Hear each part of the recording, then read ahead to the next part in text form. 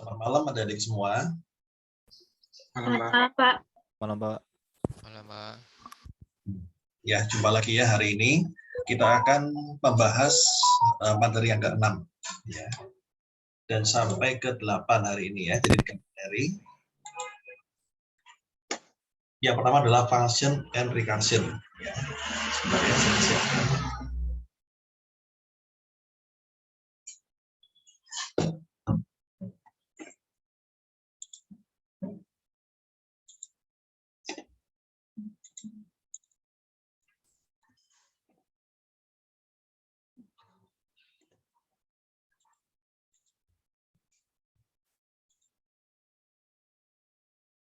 Sudah terlihat semua ya slide-nya.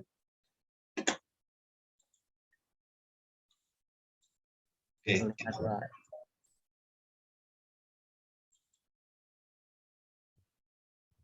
Ya, seperti biasa di kelas besar ini saya nggak akan demo program ya karena terbatasan waktu. Nanti demonya akan saya lakukan di kelas kecil seperti biasa. Oke, jadi pertama kita membahas function and recursion. Nah, pertama adalah modular programming ya. Mungkin di forum saya sudah masukkan juga apa itu modular programming, kita sudah membaca semua ya. Jadi modular programming itu adalah program kita dibagi menjadi function-function yang terpisah ya. Jadi apa tujuannya? Supaya program kita lebih mudah dibaca, khususnya program yang panjang-panjang ya. Kalau program singkat sih nggak perlu function, nggak masalah ya. Tapi program itu sudah kompleks, sudah panjang, banyak rumusnya ya. Atau banyak fungsi-fungsi, itu perlu kita buat modul-modul yang terpisah supaya nanti program kita akan lebih mudah ditelusuri. Seandainya ada kesalahan di mana, kita nggak usah telusuri dari awal sampai akhir, cukup dilihat bagian mana yang salah. Misalnya yang salah adalah rumus totalnya, berarti kita lihat fungsi untuk menghitung total. Nah, mungkin nilai pajaknya salah, misalnya kalau kita program menghitung pajak, kita cari mananya modul yang menghitung pajak. Nah, jadi kita bisa fokus mencari errornya di situ. Itu sangat membantu. Nah, ini saya skip aja. Ya, jadi skemanya ya secara garis besar seperti ini. Program utama dibikin jadi subprogram atau function-function, ya. Mau bagi lagi program lagi juga bisa dan sebagainya. Berikutnya adalah library dan user defined function. Ya. Jadi function dalam C itu dibagi menjadi dua tipe. Yang pertama adalah library function. Yang kedua adalah user defined function. Ya. Library function itu apa? Itu adalah standar library atau fungsi-fungsi standar yang bisa kita pakai pada bahasa programasi. Ya. Misalnya adalah kalau di Math.H kita bisa pakai SQLT atau printf dalam stdio ya dan sebagainya. Jadi fungsi yang standar ya. Kalau user defined function adalah fungsi yang didefinisikan sendiri oleh user. Ya. Oke. Nah, ini adalah contoh program menggunakan fungsi matematika. Jadi sudah ada semua ya. Kan dulu di forum saya sudah menyuruh kalian membuat program menggunakan library Math ya. Ini contohnya menggunakan SQLT. Oke, berikutnya adalah function. Nah, untuk membuat function dalam C, caranya adalah seperti ini ya. Mirip dengan cara membuat variabel. Jadi tipe datanya dulu apa? Mau integer, mau float, mau karakter ya. Lalu nama fungsinya apa? Ya, baru nama fungsinya. Terus ada juga parameter list. Kalau seandainya kita perlu mengirim parameter ke dalam function tersebut. Isinya adalah seperti ini, statementnya apa. Oke. Berikutnya adalah untuk return value type-nya adalah nilai yang mau kita kembalikan. Ya. Jadi ada function itu yang bisa mengembalikan suatu nilai, ada juga function yang tidak mengembalikan nilai. Ya, sebenarnya itu tergantung dari kebutuhan kita. Ya kan? Nah, contohnya apa? Kalau function yang mengembalikan nilai, misalnya kita punya function menghitung luas gitu ya. Nah, kita kirimkan misalnya luas segi panjang, parameternya panjang sama lebar. Return value-nya adalah luasnya, dikirimkan kembali. Itu adalah contoh function yang mengembalikan nilai, adalah untuk kalkulasi. Kalau misalnya nggak mengembalikan nilai, misalnya cuma proses aja, ya kan? Misalnya proses tampilkan menu. Kalau menu kan mungkin sama ya, 01 misalnya entry data, 2 edit data, 3 cetak data, dan sebagainya. Jadi daripada kita mengetik menunya berulang-ulang, kita buat satu modul atau function untuk menampilkan menu tersebut. Ya, itu tidak mengembalikan suatu nilai, ya, hanya memproses saja. Nah, ini contoh function ya, misalnya function namanya maksimum, tipenya integer, ya kan? Ini dari return value-nya integer. Nah, dia punya parameter namanya apa? X sama Y, tipe integer juga, ya. Oke, jadi tujuannya mencari nilai maksimum dari parameter yang dimasukkan. Jadi pertama misalnya dimasukin X dulu di sini sebagai max-nya, terus dicek apakah Y-nya lebih besar dari max. Kalau lebih besar artinya max-nya berubah jadi Y. Nah, selanjutnya return variable max ya. Itu fungsi sederhana ya. Cara manggilnya di sini. Ini program utamanya void main seperti biasa atau integer main yang kita gunakan ya. Nah, di sini kita masukkan 2 angka ya kan. Nah, 2 angka dimasukin ya. Input to even values ya. Jadi A sama B. Nah, berikutnya adalah A sama B ini mau dicari manakah yang lebih besar ya. Kita masukkan dalam sini maksimum A, B. Nah, maksimum adalah nama function yang kita declare di sini ya kan. Ini parameter A sama B. Oke ya. Nah, berikutnya adalah function prototype. Ya, oke. Jadi tadi sudah saya jelaskan ya di awal ya, konsep seperti itu. Langsung aja, ini saya skip aja supaya jelas. Nah, jadi prototype itu maksudnya apa? Kalau function pada umumnya apa? Kita deklarasikan sebelum program utama seperti ini, ya kan? Jadi ini functionnya apa nih maksimum ya kan? Terus di program utama pemanggilnya di sini. Nah, jadi kalau penulisannya seperti ini, ya, program utama di akhir, kita tidak memerlukan function prototype, nggak perlu, ya. Nah, kapan kita menggunakan proses prototype-nya? Nah, kita menggunakan prototype itu kalau nama fungsinya itu apa? Di bawah pemanggilnya. Misalnya pemanggilnya program utama tadi, ya kan? Nah, pemanggilnya di sini, tapi fungsinya itu di bawahnya pemanggil, di bawahnya program utama atau di bawah function pemanggilnya. Maka kita perlu namanya function prototype. Jadi maksudnya apa? Headernya function ini kita kopas ke atas. Ya. Jadi di sini terus nih integer maksimum dalam golong integer ya kan. Jadi maksudnya apa? Jadi kita beritahukan compiler ini bahwa ada function namanya maksimum di bawah. Jadi begitu nanti dia manggil maksimum A, B, kan dia otomatis apa? Memanggil itu ke atas dia. Ya kan? Nah, ke atas kalau nggak ada prototype-nya, dia nggak akan ketemu dan akan error. Nah, kalau dia ke atas, dia akan baca, oh ada maksimum ini ketemu. Nah, di mana dicari dia? Oh, di sini ketemu. Dia akan manggil ke sini nantinya. Itu gunanya ya. Jadi memanggil itu umumnya apa? Harus di atasnya. Yang dipanggil itu harus di atasnya. Ya. Kalau di bawahnya kita harus pakai prototype seperti ini. Ya. Itu langsung contohnya. Jelas ya. Berikutnya adalah identifier scoping. Ya. Jadi identifier ya paling gampang variabel itu ada yang lokal, ada yang global ya. Nah, langsung aja. Nah, seperti ini. Jadi kalau kita lihat di sini ada warna-warni ya. Nah, ada berbagai macam variabel. Misalnya kita lihat warna pink lebih dahulu nih. Ini ada variabel Z sama variabel Y. Nah, Z sama Y ini adalah variabel apa ini? Variabel lokal. Dia hanya dikenali di ini saja, di blok yang warnanya pink ini. Gitu, ya. Oke. Terus berikutnya adalah ada ini, variabel Y sama Z. Nah, jadi Y itu apa? Dikenali oleh function di bawahnya. Karena Y apa? Di luarnya function 2 kan? Berarti Y ini dikenali oleh function 2. Gitu. Nah, di main program, karena dia ada Y juga, maka Y akan di override sama yang di sini. Andaikan di sini nggak ada Y, maka kalau kita panggil Y di sini, dia akan panggil yang di luar sini. Gitu ya. Tapi kalau ada nama yang sama, maka yang digunakan adalah nama yang lokal, yang dia sendiri. Gitu. Oke, mungkin lebih jelasnya kita akan lihat di slide selanjutnya. Ya, ini misalnya. Jadi ada include stdio.h, ada integer x, ada nama function macam-macam di sini, ada program utamanya. Nah, di sini kita buat variabel x nih. Nah, maka x ini adalah variabel global, ya kan? X ini akan dikenali oleh semua function yang ada di sini, ya kan? Ini ada scope-nya ya. Yang warna abu-abu ini ada scope-nya x. Jadi x jadi dipanggil oleh function 1, bisa dipanggil, ya. Terus di function 2, ini putih, berarti apa? X yang ini nggak dikenali, kenapa? Karena function 2 ini juga punya variabel yang sama, namanya x. Namanya sama ini, cuma dikasih warna biru supaya jelas ya. Nah, maka di sini yang berlaku adalah x yang lokal, bukan x yang di luar ini. Gitu, karena dia punya variabel yang sama, itu maksudnya. Function 3, dia nggak punya variabel namanya x. Otomatis kalau kita panggil yang x di sini, dia akan memanggil X yang ini, yang merah ini, yang global tadi. Nah, makanya dikenali di sini. Demikian pula dengan program utamanya akan bisa memanggil X, ya.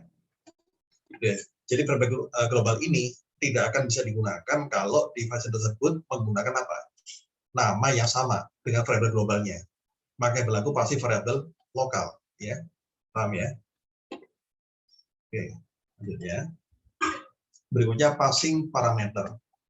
Ya, apa itu passing parameter? Ya, tadi di dalam function itu kan ada yang namanya variabel yang kita kirimkan ya ke function tersebut. Itu namanya parameter, ya. Untuk passing parameter ada dua macam. Yang pertama adalah passing by value, ya. Yang kedua adalah passing by location atau by reference, ya. Jadi kalau value kita kirimkan angkanya langsung atau isi dari variabelnya. Kalau reference atau location kita kirimkan alamatnya saja, ya, cuma alamatnya. Oke, nah ini contohnya. Kita punya function namanya line, ya kan?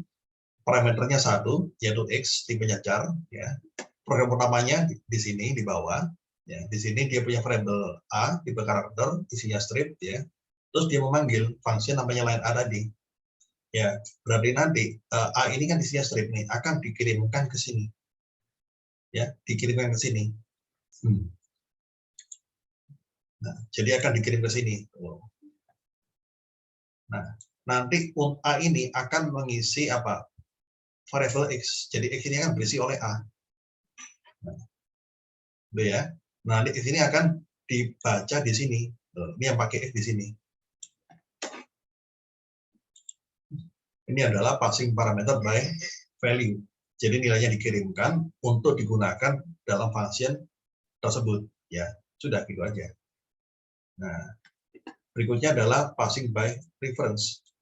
Ya. Apa bedanya passing by reference? Nah, ini contohnya. Di sini ada function, ya. Kita lihat ada 4 parameter, ya. X, Y, ya. P sama Q. P sama Q tipenya pointer di sini, ya kan? Nah, kalau X sama Y, ini adalah variabel biasa. Ini passing by value. Ini by value seperti tadi sebelumnya. Ini passing by value seperti ini. Jadi variabel biasa, ya. Kalau passing by reference atau location, dia tipenya adalah pointer seperti ini. Ini untuk ciri-ciri apa? Passing by reference, ya. Jadi ini dicampur di sini, ya. Passing by value ada, reference ada, ya. Oke, nah contohnya begini. Di program utamanya ada 4 variabel X, Y, P, Q. Berikutnya program akan meminta input untuk nilai X sama Y-nya dimasukkan berapa dulu, ya. X sama Y-nya dimasukkan angkanya. Berikutnya program akan memanggil function calculate tadi di atas, ya kan. Dia akan kirimkan 4 variabel sekaligus. Ya, padahal di sini yang sudah ada isinya cuma X sama Y aja kan. P sama Q belum ada isinya, ya kan. Yang dibaca cuma X sama Y aja. P sama Q di sini hanya berupa variabel aja yang kita declare di awal, tapi belum kita isi, masih kosong nih P sama Q-nya, belum ada isinya. Nah, tapi di sini kita tuliskan apa? Ampersand P, ampersand Q. Ini maksudnya apa? Maksudnya adalah ini kita mau passing by location atau by reference, ya.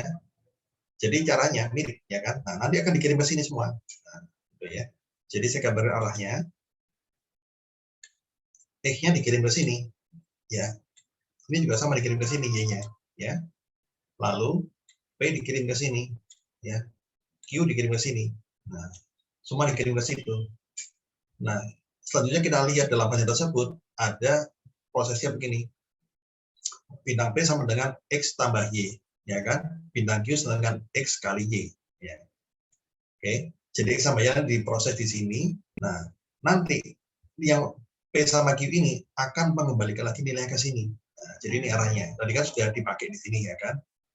Oke. Terus nanti dia akan di sini dipakai di sini.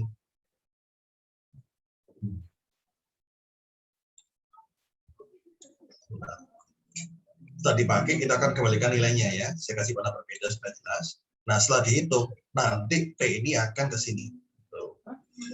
Q juga akan ke sini. Jadi dikembalikan lagi. Terus kemana saya tuh? Akan balik lagi ke pemanggilnya ke sini.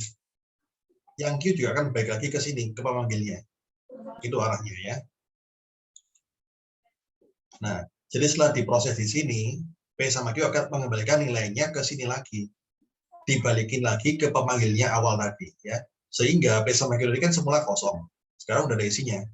Nah, selanjutnya adalah printf P sama Q. Ya, begitu di print, P sama Q ada nilainya. Udah ada isinya. Gitu. Jadi isi dari mana? Dari nilai kembalian tadi. Karena ini passing by reference atau location. Ya, oke. Jelas ya? Ada yang mau tanya dulu sebelah sini?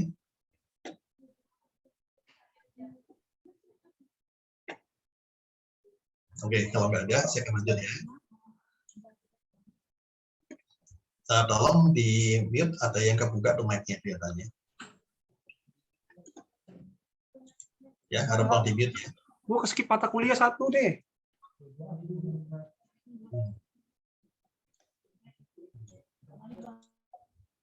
Nggak, saya minta aja manual tuh. Kok ada yang ngomong skip mata kuliah. Oke, saya lanjut ya. Kalau ada pertanyaan.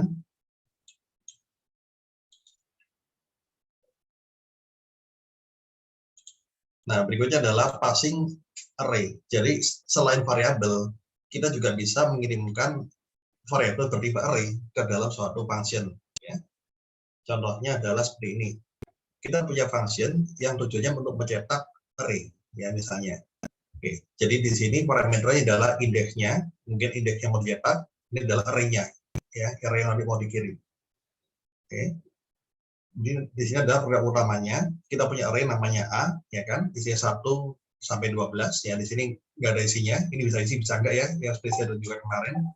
Kalau dia nggak ada isinya, berarti dia akan ngikutin isinya ini, ya. Atau bisa declare juga akan di sini. Nah, setelah itu kita kirim array ini ke function di atas tadi, print array. Jadi print array, misalnya kita mau mencetak indeks kedua dari array A, ya itu maksudnya. Jadi kita kirim indeksnya ke sini, lalu A kita kirim ke sini. Nah, untuk kirimkan array itu sama seperti apa sintaknya? Sama seperti passing by reference, ya, atau passing by location tadi, ya, mirip sintaksnya, ya. Karena array itu sendiri apa? Itu kan suatu pointer juga, ya. Array itu sebenarnya suatu pointer, tapi pointer yang bersifat statik. Dia juga alamat yang pertama aja. Ya. Makanya di sini deklarasinya mirip sama passing by reference. Ya. Oke. Lalu kita tinggal panggil aja ya, printf A keberapa, A kedua adalah apa isinya. Gitu ya.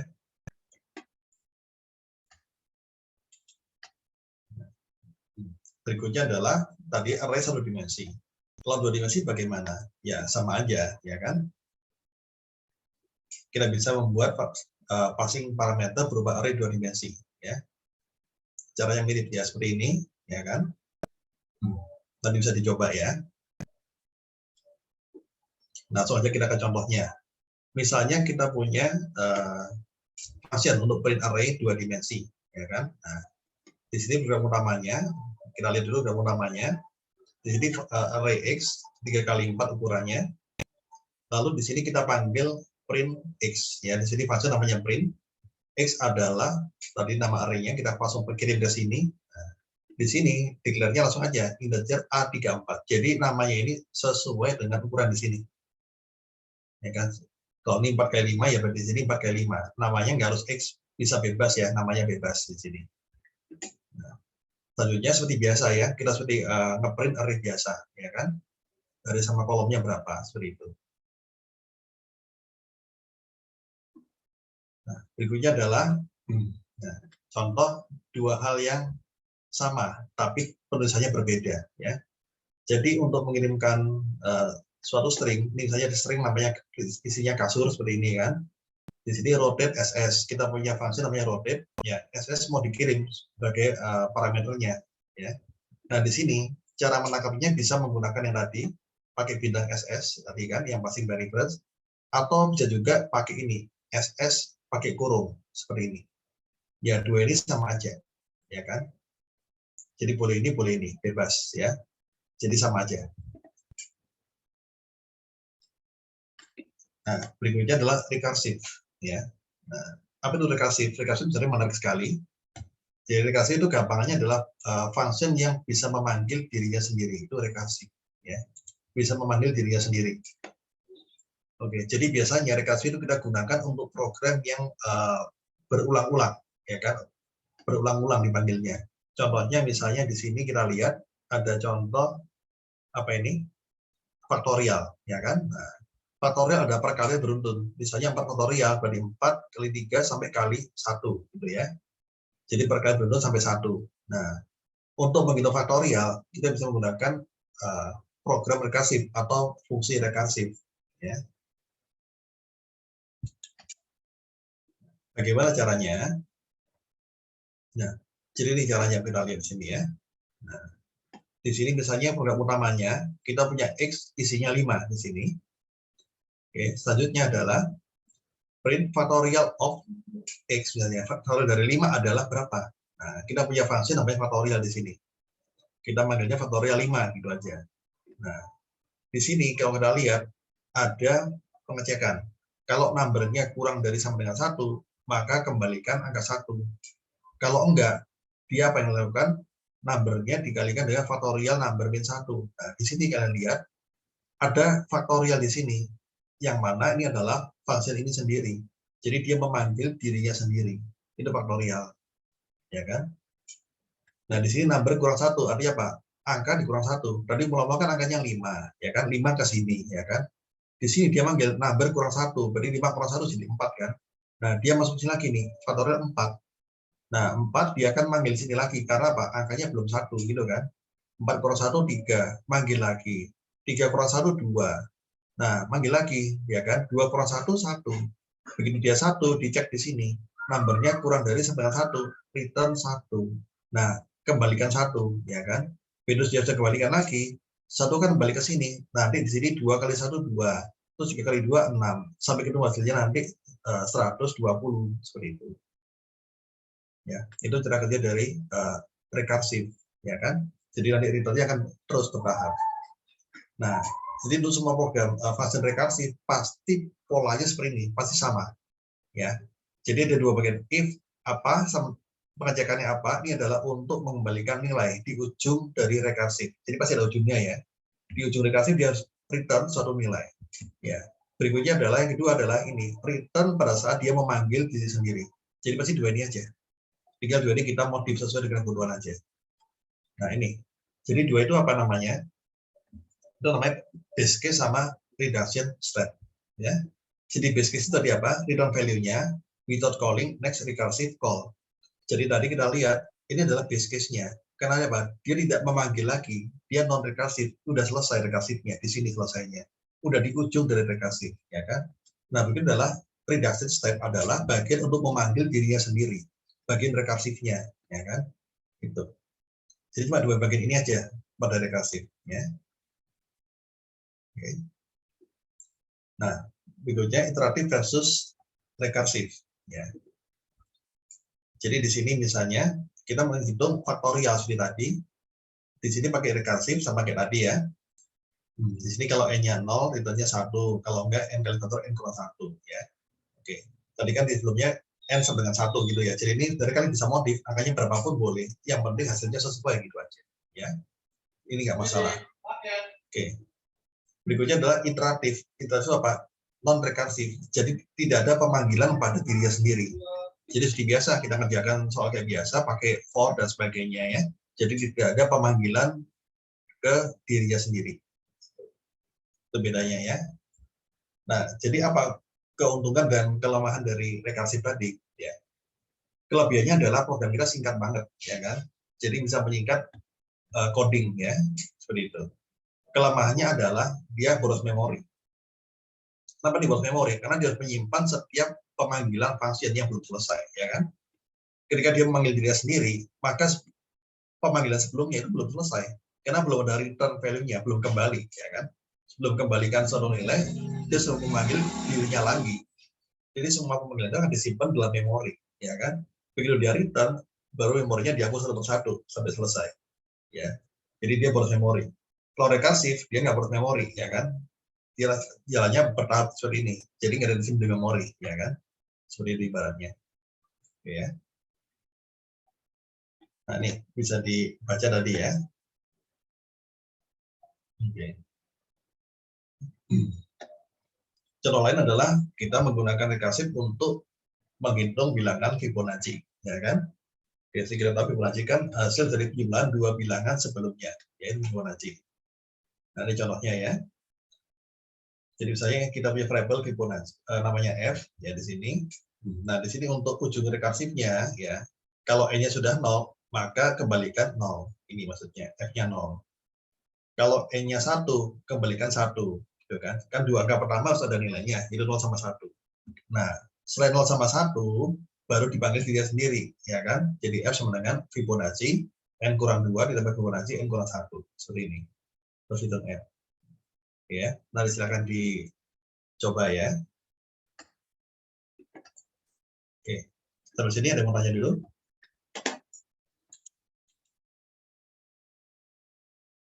Pak mau bertanya, untuk yang rekursif tadi itu diisi return-nya itu value-nya apa atau variabelnya ya, Pak? Variabel. Nama variabelnya. Bebas, tergantung teknik pemrograman kita ya. Mau angka boleh, variabel boleh. Ya, tergantung cara kita memprogram ya, bebas ya. Tapi harus ada return value-nya nanti. Jelas ya. Oh, iya, Pak. Terima Nanti kasih. silakan dicoba. Ya.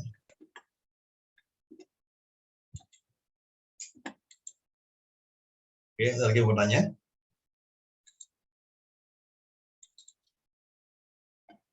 Ya, kalau nggak ada, saya akan lanjutkan ke materi berikutnya mengenai structure and union. Ya.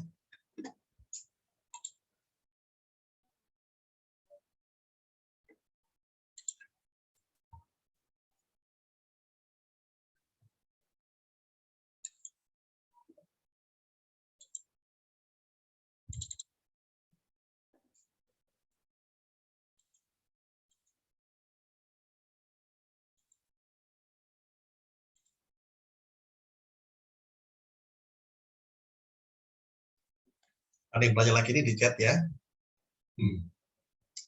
Jika kasus seperti apa yang dapat kita terapkan menggunakan rekursif dalam bentuk project? Ya, oke, pertanyaan bagus ya. Jadi rekursif itu tidak harus kita gunakan. Tapi biasanya kapan kita gunakan rekursif? Kalau kita memerlukan suatu pasien dipanggil terus-menerus berkesinambungan. Ya, seperti contoh tadi kan, kita menggunakan Fibonacci, ya kan? Kita menggunakan apalagi tadi faktorial, ya, dengan rekursif. Nah, jadi ada pemanggilan suatu angka itu secara beruntun, tapi ada ujungnya, ya kan? Ujungnya udah jelas, ya kan? Misalnya kita mau buat apa lagi rekursif? Ya, biasanya rekursif berupa angka biasanya ya. Misalnya dari bilangan genap atau ganjil, ya sebenarnya bisa juga sih, ya kan? Bisa direkursif, ya. Tapi setelah itu tidak usah digunakan juga, nggak apa-apa, ya kan?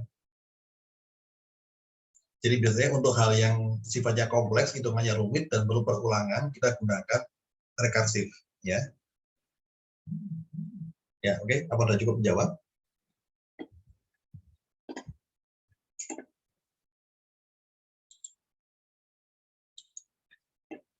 Oke, selanjutnya.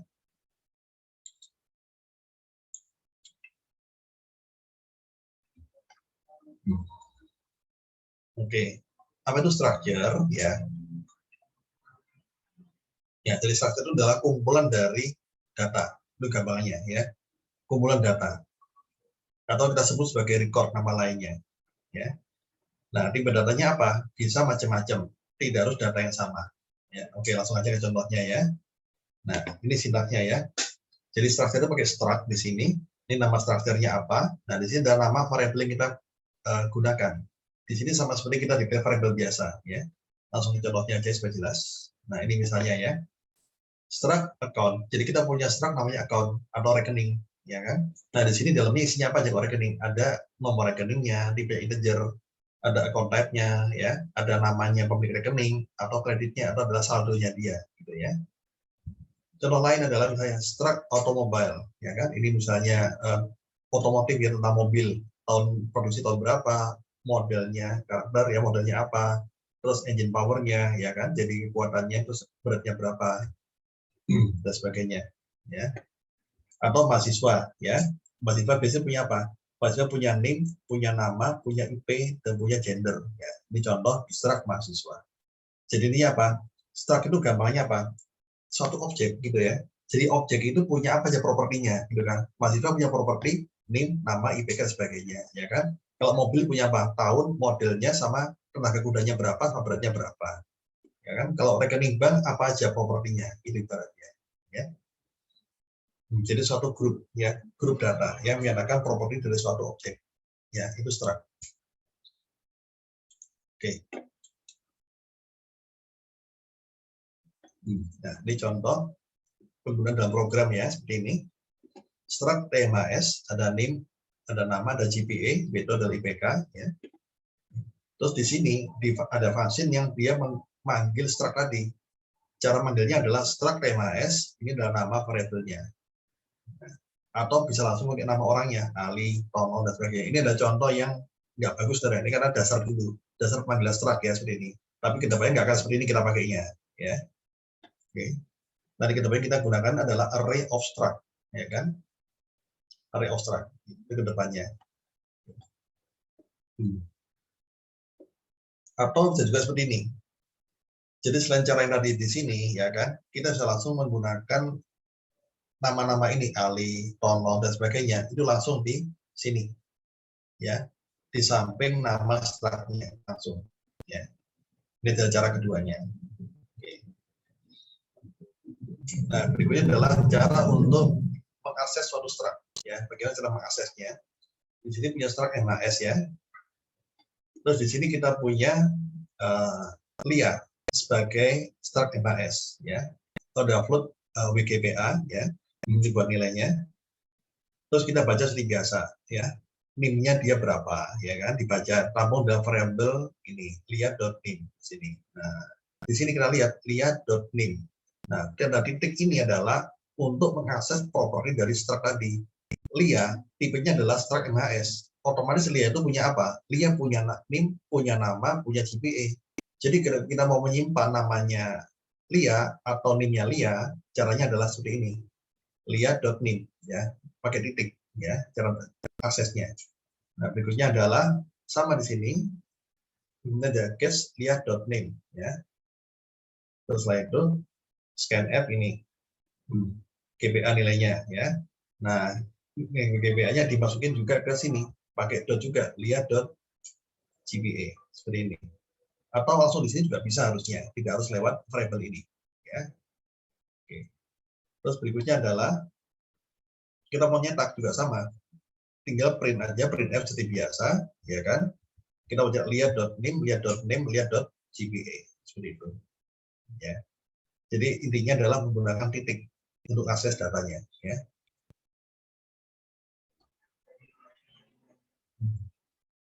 Nah, ini juga contoh yang sama ya, seperti tadi. Ya. Di sini tujuannya adalah untuk menghitung apa ini? Hitung jarak 2 titik ya. Jadi struct ini menyimpan 2 data bertipe integer ya. Terus ada variabelnya TA sama TB-nya. Ya. Oke. Di sini masukkan TA sama TB-nya, di sini menggunakan TA.x, TA.y, ya kan? Nah, jadi TA sama TB ini ada 2 titik yang berbeda, ya kan? Masing-masing punya properti yaitu x sama y. Jadi koordinat x sama y kan titik A. Di sini juga kita baca koordinat x sama y titik B. Gitu. Nanti dicari jaraknya menggunakan rumus Pythagoras seperti ini ya. Jadi ini selisihnya kuadrat ditambah selisihnya ini kuadrat terus diakar kuadrat. Ya. Dan rumus jarak. Jadi intinya adalah masing-masing variabel ini punya 2 properti yaitu x sama y. Ya. Berikutnya adalah nested structure. Jadi adalah structure di dalam structure. Ya. Langsung aja contoh ya. Nah di sini kita lihat di sini yang paling bawah kita lihat struct MAS. Ada name, ada nama, ada alamat, ada date of birth, ya kan? Nah ternyata untuk alamatnya ini dia menggunakan struct lagi. Jadi di struct di dalamnya struct. Ya, struct address sama address. Nah di sini ternyata. Jadi struct address itu isinya adalah street-nya, ya, number, city, province. Jadi detail dari alamatnya dia. Sedang di sini struct DOB, date of birth-nya dia, isinya ada date, month, sama year dia. Jadi detailnya lagi. Jadi ada nested structure, ya, struct dalam struct. Oke. Nah, ini berikutnya adalah contoh untuk mengisi seperti tadi sama aja sebenarnya ya. Ini ada employee ya kan, atau mungkin mahasiswa ya. Ini kan pegawai, ada ID dan nama. Oke. Kita juga bisa memberikan nilai awal pada suatu struct ya. Caranya mirip seperti nilai awal suatu variabel. Jadi start employee itu tipenya tadi ya, start employee. Lalu info dalam nama variabel yang kita buat sendiri atau nama struct-nya. Lalu sama dengan adalah memberikan nilai awal, misalnya 1, Smith ya seperti ini. Ya. Oke. Berikutnya di sini kita bisa juga mencetak ya name employee ya kan. Di sini info.name, id-nya info.id. Ya, seperti itu. Nah, ini adalah yang kita gunakan nanti array of structure ya. Jadi array of structure ini adalah dasar dari database ya. Jadi kalau kita buat aplikasi database atau basis data ya, pastinya kita akan berurusan dengan data yang banyak ya. Misalnya mahasiswa paling gampang ya. Mahasiswa kan ada banyak sekali ya kan. Tiap mahasiswa punya apa? Punya nama, punya NIM dan sebagainya. Atau di contoh yang di sini adalah account. Ini adalah mungkin untuk bank ya.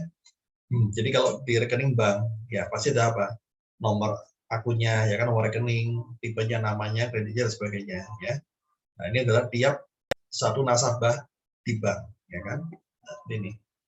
Terus di sini adalah cara buat array-nya adalah struct account tadi, lalu customer 100. Ya, artinya adalah kita punya array customer isinya 100 elemen.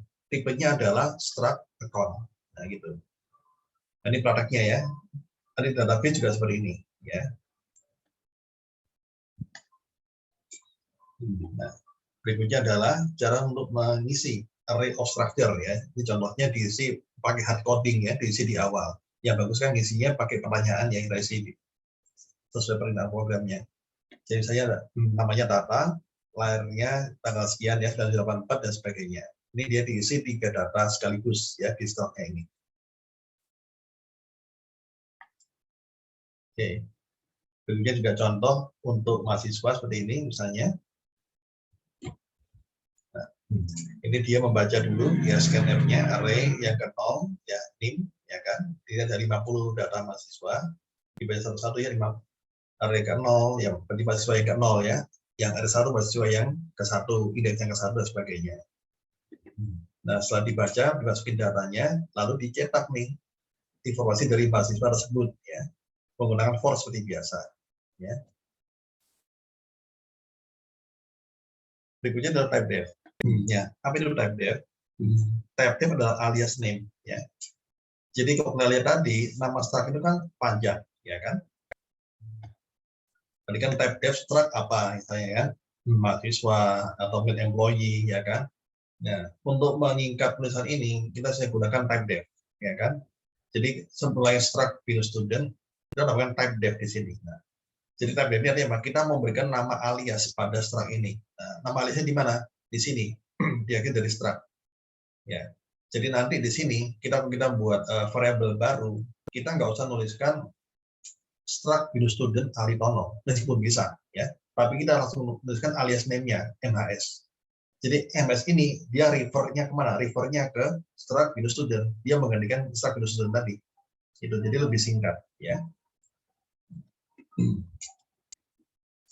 Nah, ini juga contoh lain. Struct employee kita tambahkan dengan type def di depannya. Aliasnya kita berikan INP misalnya. Nah, kita membuat variabel tipenya struct employee, cukup kita tuliskan INP di sini, lebih singkat, ya kan? Nah, jadi type def itu sangat enak ya, bisa menyingkat tulisan. Berikutnya bit fill adalah untuk fill kode bit ya. Jadi bit itu apa? Ya, gambarnya 1 byte itu isinya 8 bit ya. Jadi itu satuan data terkecil itu bit ya. Nanti contoh ya, kalau kita menggunakan bit dalam struct ya, unsigned short ya, ya, icon trik 28. Jadi maksudnya apa? Icon ini isinya 8 bit ya, untuk color isinya 4 bit ya, untuk underline sama blink masing-masing 1 bit ya. Itu contohnya. Nah, ini digunakan di mana nih? Ada screen 2580. Nah, ini penggunanya adalah untuk screen yang modenya command prompt atau DOS mode ya kan. Kalau di pengguna Windows ya kan, atau yang layarnya hitam putih ya kan, itu kan ada command prompt kan. Nah, itu adalah ini maksudnya. Ukuran screen-nya 25x80. 25 baris 80 kolom ya. Berikutnya ada union. Ya, oke. Apa beda union dengan struct? Union sama struct cara makainya sama persis, ya sama persis. Cuma beda tulisannya union gitu aja, ya. Bedanya adalah di alokasi memorinya, gitu, ya. Itu bedanya. Jadi gini, ya. Ini contohnya ya, kita gunakan union table di sini, ya. Di sini ada dua variabel, yaitu DI sama DC, ya. Nah, terus selanjutnya di programnya di sini kita mengisi nih DI dengan 321 isi, ya kan? Nah, untuk DC kita nggak ngisi kan di sini, yang di sini cuma DI-nya aja. Nah, tapi kalau kita printf di sini DI kan di sini keluarnya 321 sesuai dengan nilai yang kita isikan tadi. Nah, tapi kalau kita cetak DC di sini, anehnya pada isinya itu apa? 65 sama 1. Di sini kalau kita isi DC-nya 0, itu 65, DC 1, yang tercetak itu angka 1. Ya, kenapa kok bisa demikian? Padahal kita isi cuma DI aja, DC nggak kita isikan di awal tadi, cuma DI aja di sini. Karena untuk union, ya, semua variabel di sini adalah sharing memory. Ya, sharing memory. Jadi ibaratnya begini ya, kalau struct ya, kalau ini kita ganti struct misalnya ya, ini kita pakai struct di sini. Ya, kalau kita pakai struct, maka struct itu apa? Punya alokasi masing-masing. Jadi kalau struct, ya, dia punya alokasi yang berbeda. Jadi DI di sini sendiri, gitu kan? Lalu DC juga sendiri di sini.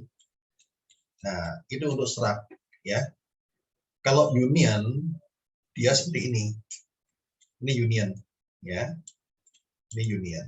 Dia sharing memori. Jadi ibaratnya kalau ada yang ngekos, ya kan? Nah, kalau ngekos itu apa? Kamarnya sama. Sekamar isinya berdua, gitu kan? Kalau yang ini kalau struct, satu kamar satu orang, ya. Jadi masing-masing, ya. Gitu. Kalau union sharing, ya. Oke. Jadi begitu kita ngisi DI di sini, ya kan? DI kan diisi. Padahal DC nggak diisi. Nah, karena DC dia menggunakan memori yang sama, dia sharing memori, maka DC otomatis akan keisi juga dengan isi dari DI tadi. Jadi DI kan isinya ini semuanya, ya kan? Nah, integer ini kan. Oke. Nah, jadi DI itu karena integer, dia menggunakan 2 byte, ya kan? 2 byte ini byte 1, byte kedua. Nah, untuk yang karakter itu kan 1 byte, ya kan? Nah, karakter ini, karena dia ada 2 elemen, jadi ini ada karakter yang satu, cara yang kedua kan, jadi byte yang ke-1, byte yang kedua. Nah, jadi akan otomatis terisi oleh isinya DI tadi, gitu. Kalau kita print DI, dia akan memprintnya 321, ya kan, sesuai dengan ini yang kita isikan. Kalau DC 0, ya udah, ini bagian artinya aja apa. Ini kan dalam binary kan, seperti biasa ya, binary kita ubah ke integer, ya kan, jadi seperti ini 65. Lalu yang 01 jadi 1. Nah, itu ya cara menyimpan alamat pada union, ya. Oke, ada yang mau bertanya dulu? Lanjut ya, kalau udah jelas.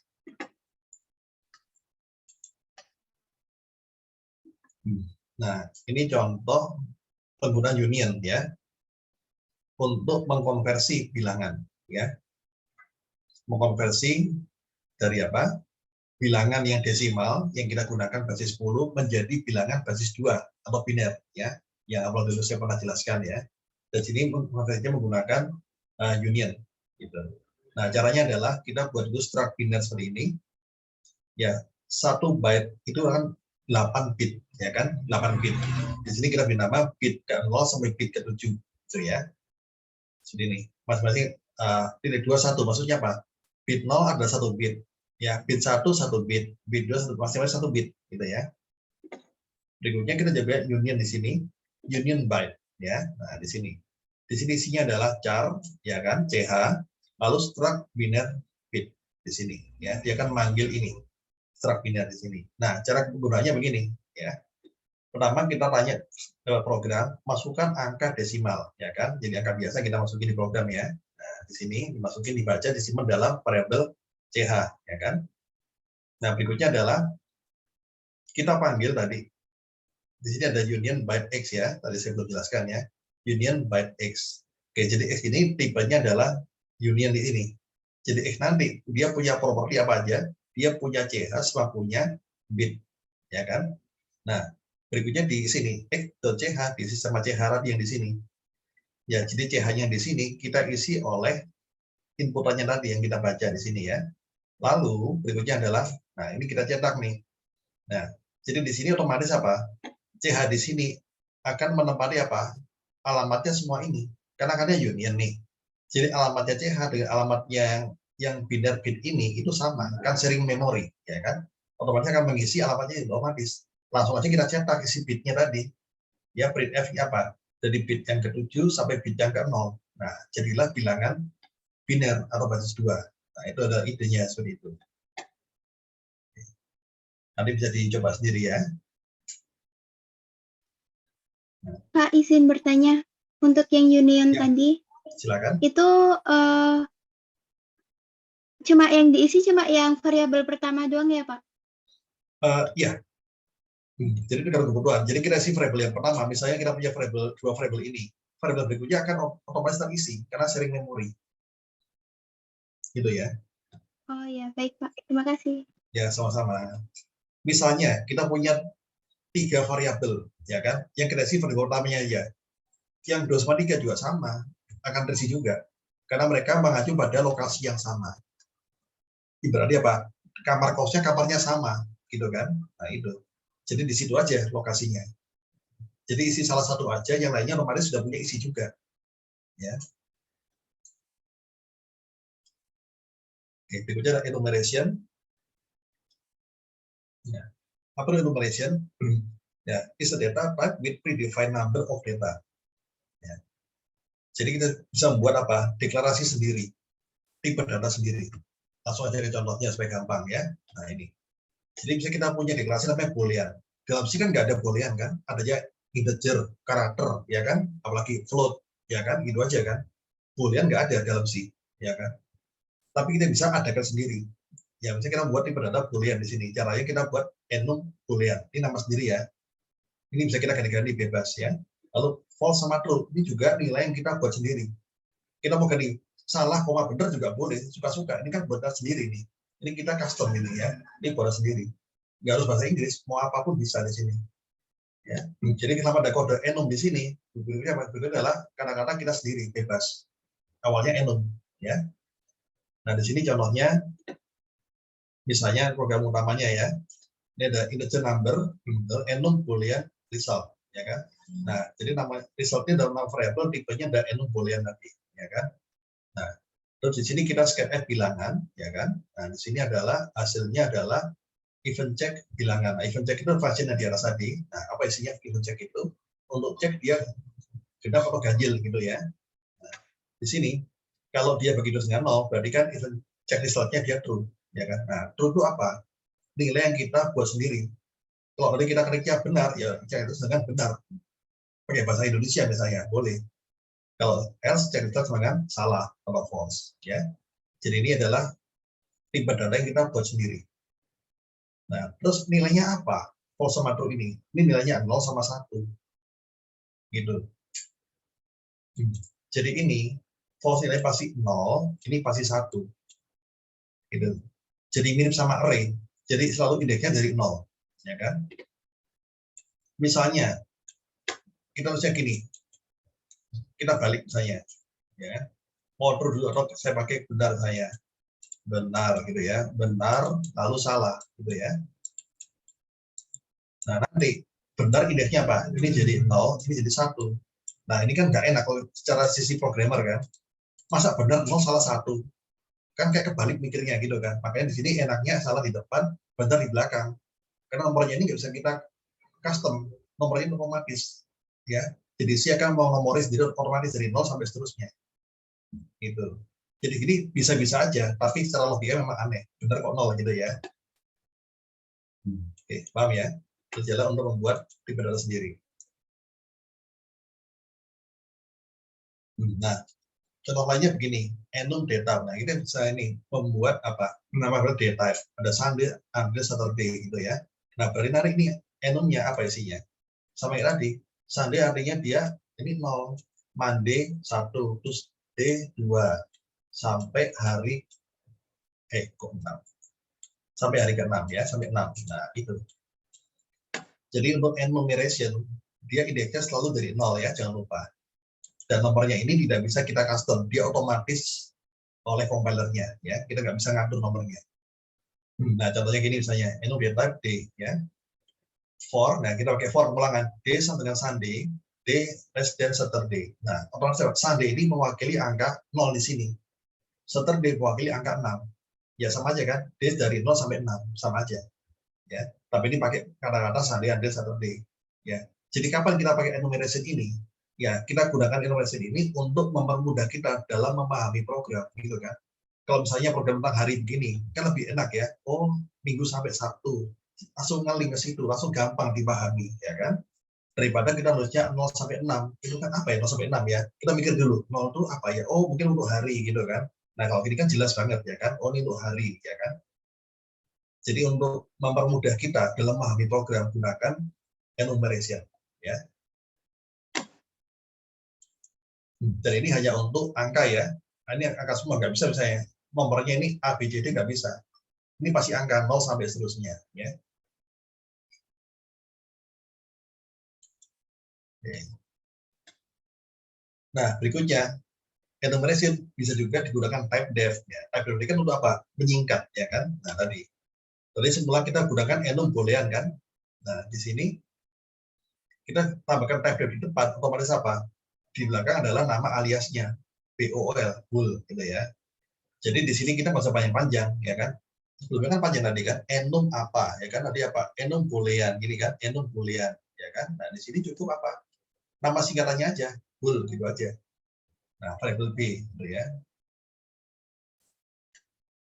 Nah, sampai sini ada warnanya dulu.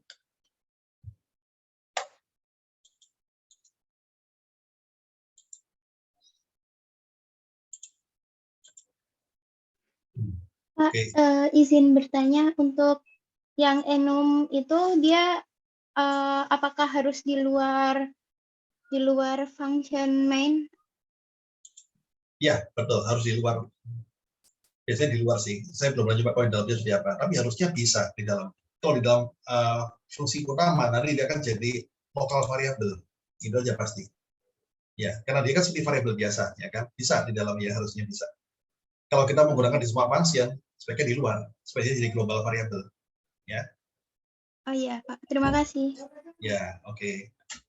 Ada lagi mau tanya, silakan. Sambil saya siapkan materi selanjutnya.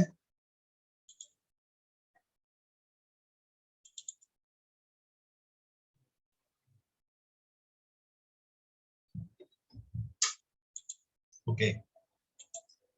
Saya akan lanjutkan dengan memory allocation.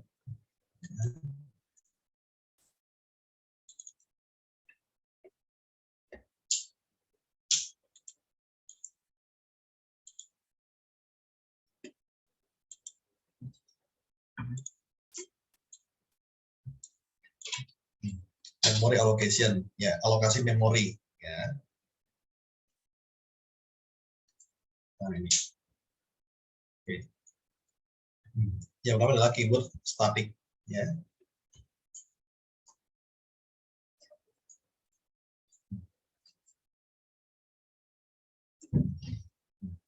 Jadi static itu nilai awalnya adalah 0, ya, nilai default-nya.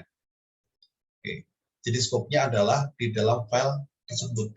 Dan scope-nya dari static, ya. Jadi contohnya penggunaannya begini. Static integer x, ya. Jadi x ini adalah variable integer tapi tipenya static. Jadi maksudnya apa? Jadi itu nanti terdapat dalam file itu sendiri. Jadi hanya boleh diakses ke dalam file itu sendiri, tidak bisa diakses oleh file lain.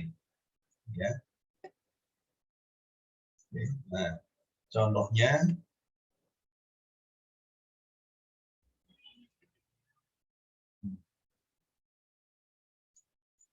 nah ini juga contoh lain penggunaan statik.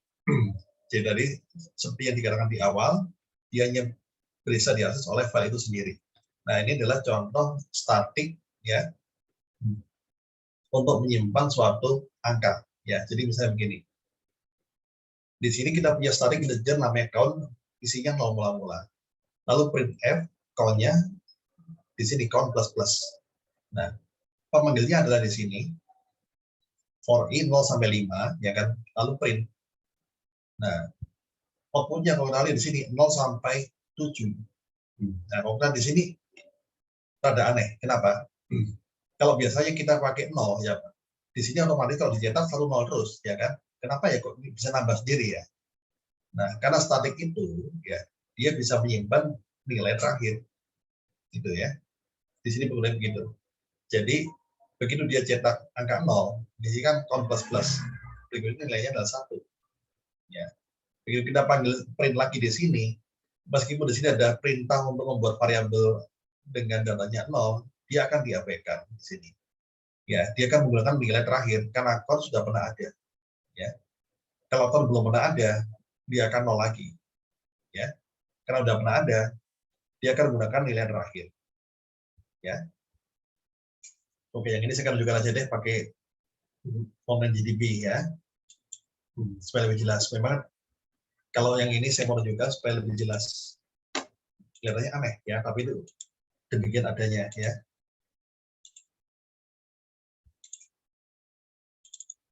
Nah, nih. Misalnya saya mau cetak nanti ya.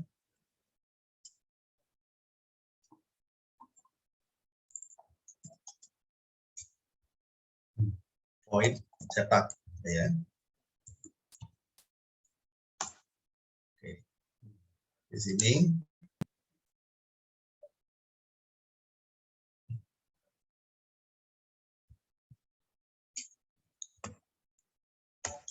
pertama saya buat variabel biasa tanpa statik ya, integer angka sama dengan 0.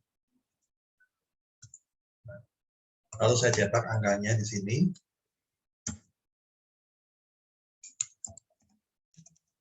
Angka sama dengan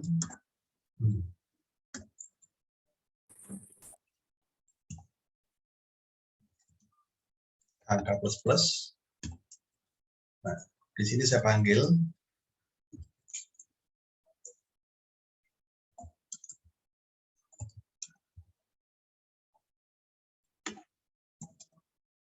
misalnya dari 1 sampai 10 misalnya.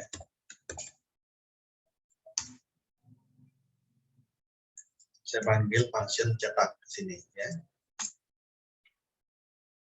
Kalau saya jalankan, sebentar, kompiler apa saya pilih? Si. Nah, di sini apa keluarnya? 0 semua, ya kan? 0 semua. Nah, selanjutnya saya tambahkan angka keyboard static di sini. Static integer, ya kan? Saya jalankan. Nah, dia otomatis apa? Dari 0, 1, 2, 3 terus bertambah, gitu ya. Jadi nggak 0 semua. Nah, jadi static itu bisa menyimpan nilai variabel terakhir, ya. Tadi pada saat saya tidak menggunakan statik, ya kan? Meskipun di sini kita menggunakan angka plus, ya, angkanya kan nambah 1. Tapi begitu kita manggil function ini lagi, ya kan? Dia akan reset dari 0 lagi. Makanya selalu 0 terus tadi nilainya. Begitu kita bakal keyword static di sini, ya kan? Dia akan menyimpan angka terakhir, ya. Begitu dia dipanggil lagi fungsinya, dia tidak akan mereset lagi karena sudah pernah ada, dia akan menggunakan angka yang terakhir. Gitu ya. Itu cara kerja statik di sini. Oke, saya kembali ke PPT.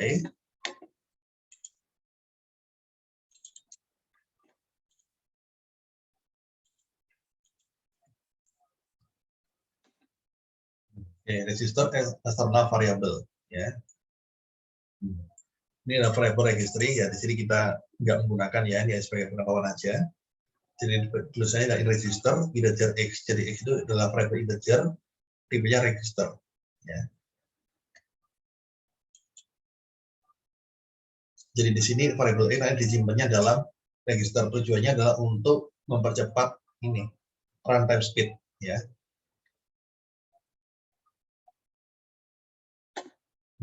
Berikutnya adalah external variable ya. Jadi external variable itu adalah kalau kita bekerja pada 2 file ini kan kita bekerja selalu 1 file aja. Kita bisa bekerja pakai dua file, kita gunakan keyword eksternal, gitu, yaitu extern integer x misalnya. Oke. Jadi maksudnya adalah x ini adalah terdapat dalam file yang lain, gitu ya. Jadi kita bisa akses file tersebut. Nah, jadi contohnya adalah di sini ya. Misalnya kita punya dua file, yaitu main.c dan data.c, ya kan. Nah, dalam .c kita punya variable x isinya 12, ya kan. Nah, di file main.c ya di sini dia memanggil x tadi, extern integer x. Begitu kita print f x ya kan, dia akan muncul angkanya 12, gitu ya. Itu cara manggilnya. Ya. Ini ada yang kurang, harusnya ada include nama filenya juga. Ya, saya akan tunjukkan ya.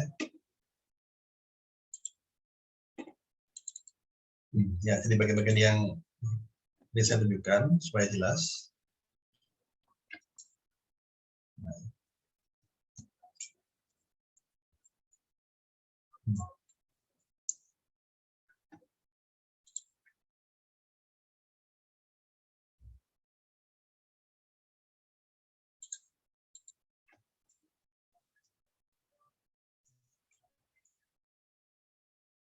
Di sini misalnya saya punya integer angka sama dengan 5, ya. Printf angka sama dengan ini %d koma angka. Nah, selanjutnya saya punya variabel lagi integer misalnya angka 2, ya kan? Saya mau cetak isi angka 2. Nah, angka 2. Nah, tapi angka 2 ini asalnya dari file yang lain, ya kan? Saya tambahkan keyword extern, ya kan? Nah, gimana cara buat file lain? Ya, saya buat aja ini new file ya, klik new file. Namanya misalnya adalah apa misalnya? coba.c misalnya, atau .txt, terserah bebas sih. Saya ini. Di sini saya isi integer angka 2 sama dengan misalnya 20, gitu ya. Nah, di sini saya tulis keywordnya extend di sini, ya kan? Nah, tapi di sini saya harus tuliskan juga include di sini. Kalau nggak dia akan error ya. Kalau saya run di sini, dan wah ini bisa jalan ya. Tapi kalau di program yang lain itu nggak bisa. Kita pakai include ya. Kalau di LGDB dia rencana otomatis akan detect, ya. Dia akan detect file yang ada di sini. Jadi kompiler itu beda-beda karakteristiknya ya. Ada yang tidak kenal, ada yang kenal, ya. Kalau yang tidak dikenali, kalian harus tambahkan di sini include di sini ya. Include nama filenya, ya. Include apa di sini? Coba.c, ya. Itu kalau misalnya di kompilernya tidak dikenali, ya. Tapi kalau di OpenGDB dia otomatis saja udah kenal, ya.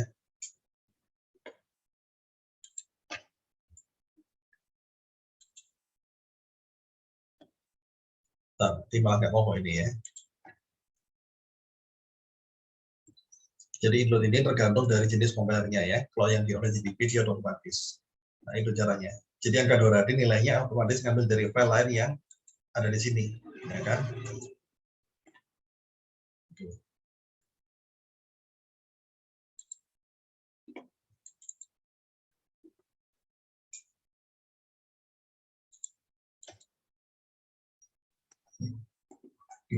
Nah berikutnya adalah ini yang terjadi error. Kenapa error?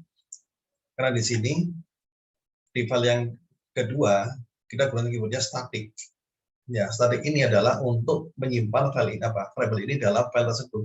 Jadi variable ini nggak boleh keluar ya ke file yang lain. Jadi pasti error ya. Jadi gini ya. Kalau di DB saya lupa ini dia tembus atau enggak. Karena ada beberapa yang dia ignore, diabaikan aja sama dia. Jadi kalau di sini saya tambahkan static ya. Kalau secara teori ya, maka angka 2 ini nggak bisa dibaca oleh file yang lain. Jadi kalau saya run terus ini error. Oh ya, benar ya. Ya, karena dia pas statik ya. Nah, kalau statik saya hilangkan di sini, statiknya hilang, saya run di sini, ya dia baru kebaca ya, gitu ya. Jadi statik ini ibaratnya angka 2 ini nggak boleh keluar, dia hanya boleh di dalam file coba dulu aja, nggak boleh dibaca oleh file lain ya. Itu statik ya.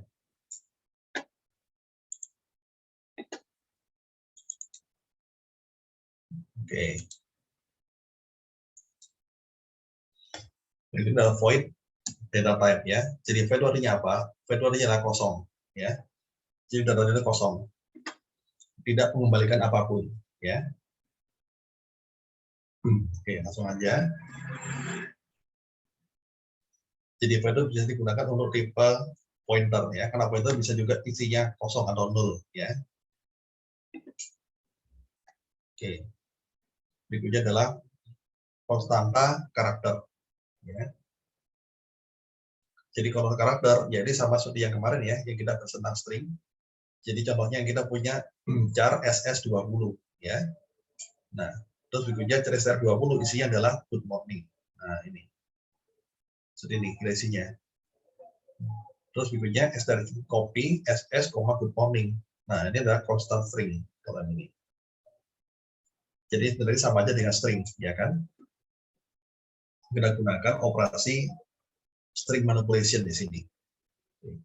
Ini materi yang kemarin juga nih ya. Yang kalau ini error karena nggak boleh. Ini yang kiri harus target, yang kanan adalah sumbernya. Ya, kalau ini kebalik ya nggak bisa. Nah, berikutnya adalah command execution ya. Jadi kita bisa mengeksekusi command prompt melalui bahasa C. Ya, misalnya di sini kita menampilkan tanggal sama waktu misalnya ya.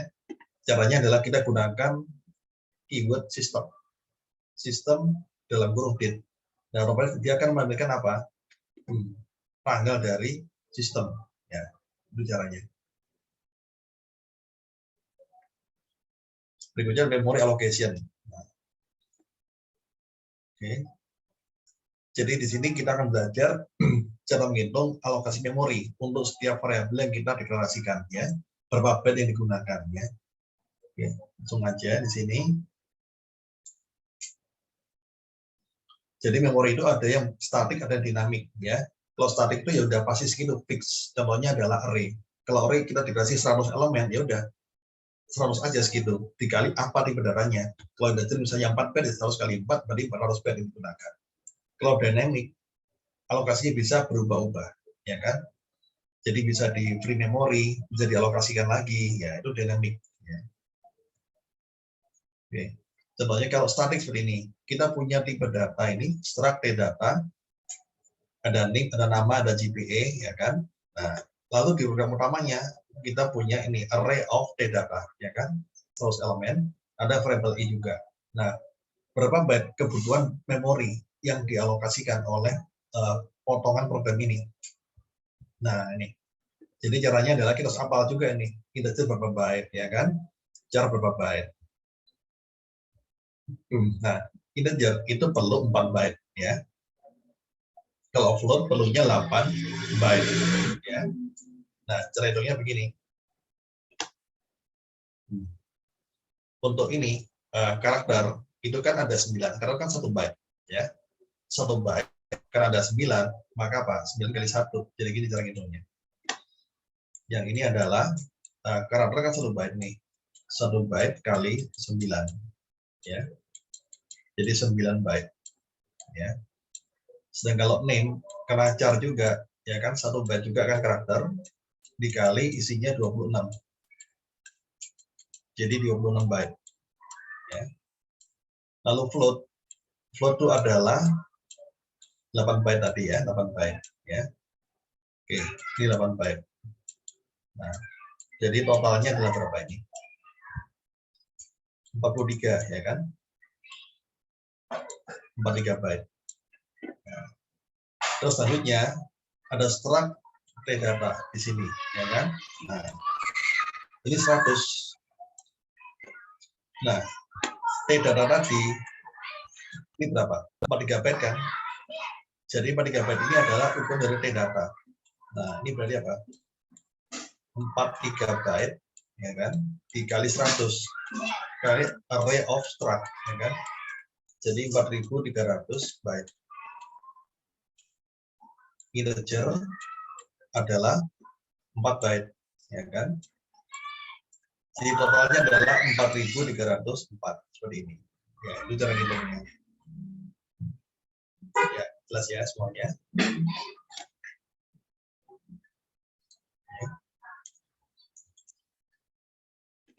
Berikutnya adalah dynamic memory, ya.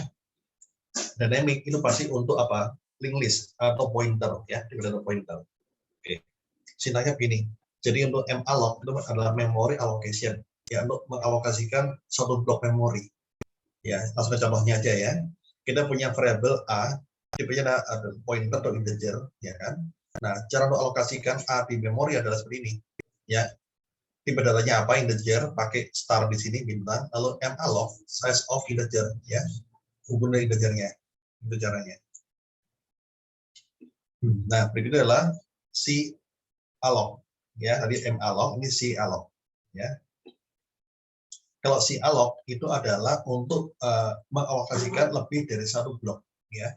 Kalau malloc hanya satu blok aja, kalau si alloc itu adalah untuk lebih dari satu blok. Jadi caranya adalah sama kayak malloc tadi, ya kan? Kita punya variabel a, caranya itu mirip. Bedanya apa? Di sini ada 20 di sini. Apa 20? Jumlah blok yang mau kita pesan di memori. Kalau malloc itu satu blok aja, ya kan? Kalau si alloc itu ada lebih dari satu blok. Mau 20, mau 30, mau berapa blok, ya. Di sini kita tulisnya, gitu ya. Jadi lebih dari satu blok kita gunakan si alloc. Kalau satu blok aja kita gunakan malloc, hanya satu blok. Ya, jelas ya. Jadi ibarat pesan tempat di memori, ya, berapa alamat yang mau kita pesan sekaligus, gitu ya. Ini 20 address kita pesan sekaligus, ya. Kalau yang malloc cuma satu address aja yang kita pesan. Ya, paham ya?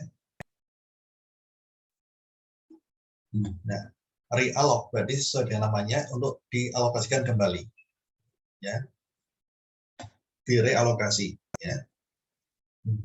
Jadi di sini sintaknya adalah kita gunakan dua variable pointer di sini, ya, tambahnya ptr di sini. Nah, di sini adalah realloc, kita gunakan ptr yang di sini, size of integer, ya. Jadi ptr itu apa? Ptr itu adalah pointer to the address of targeted memory location, ya. Jadi alamat dari memori targetnya.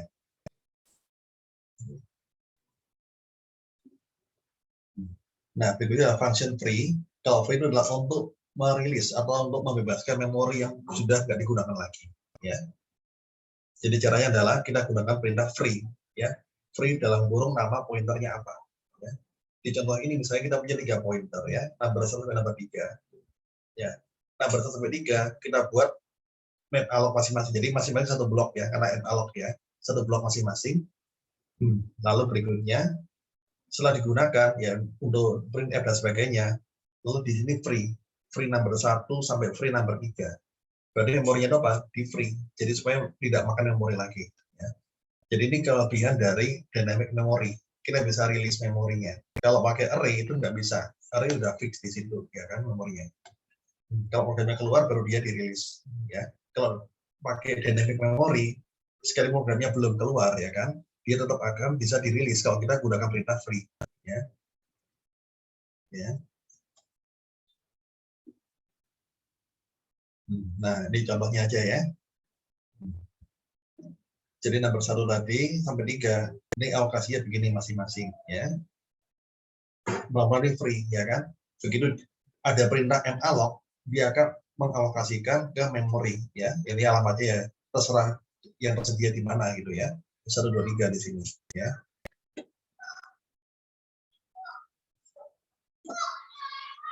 Nah, ini adalah array memory allocation, ya. Jadi untuk mengalokasikan memori untuk array, ya. Jadi misalnya kita punya array di sini, ya. Di array n, i, ya. Di sini array kita buat malloc, ya, n kali size of integer, ya. Nah, jadi di sini integernya misalnya berapa? Ini kan array untuk integer ya. Kalau kita mau mengisi 5 elemen, berarti 5 dikali size of integer, berarti 5 blok, gitu ya. Oke. Nah, apa beda dengan C-alloc? Tadi kalau C-alloc kan lebih dari 1 blok, M-alloc kan 1 blok aja, ya kan? Nah, ini bedanya. Kalau yang di sini kalian lihat, ini adalah M dikali. Jadi M-alloc itu bisa aja lebih dari 1 blok, tapi caranya begini. Jadi 1 blok. Jadi 1 blok tapi langsung banyak memorinya, gitu ya. Jadi 1 blok sekaligus banyak, ya. Tapi kalau nggak ada pengalinya ya 1 blok itu ya 1 memori aja. Itu ibaratnya, ya. Jadi beda sama tadi, ya. Tadi yang ini, ya. M-alloc kan begini aja, ya kan? Kalau C-alloc ini, ya kan? Seperti ini, 20 koma, ada komanya. Nah, M-alloc tadi ini kita bisa kali, kayak tadi kan, kita bisa kali. Jadi untuk sekaligus banyak blok, ya. Jadi seperti ini. N kali size of integer, ya. Jadi sekaligus banyak bloknya. Oke. Jadi nanti array akan di sini, misalnya di alamat ini, ya kan. Nah, sebanyak berapa memori? Sebanyak N, gitu ya. N-nya di sini kan enggak berapa di sini. Oh, di sini contohnya elemennya 3 ya. Berarti ada 3 elemen nanti. Ya, 3 elemen, yaitu di sini. 33, 2211 adalah isi dari array-nya tadi, ya. Jadi 3 blok ini adalah untuk alamat apa? Elemen dari array-nya. Karena kita sudah deklarasi 3 elemen di sini. Ya. Oke.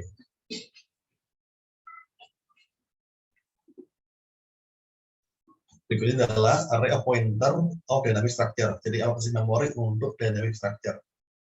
Jadi kalau struct seperti apa? Seperti ini struct. Ada name 9, ada GPA di sini, ya kan? Nah, di sini ada akad ya, akadnya 100. Jadi ada 100 data. Nah, alokasi memorinya adalah seperti ini ya. Jadi akad 0 sampai akad sudah 9. Ya kan? Harus data kan? Nah, itu. Nah, dalamnya akad 0 ini apa? Ya struct ini ada name dan GPA. Ya kan?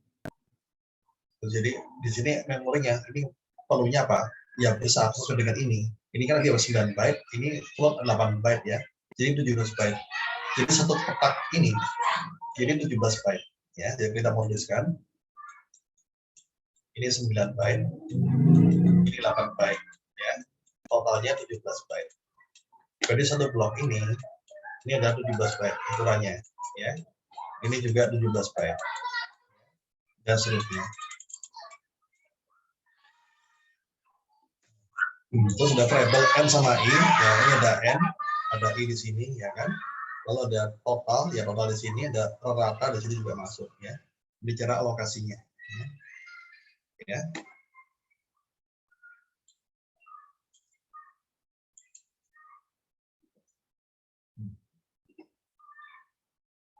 Oke, ini juga ini contoh tadi ya, yang akan alokasi sudah 9 ya.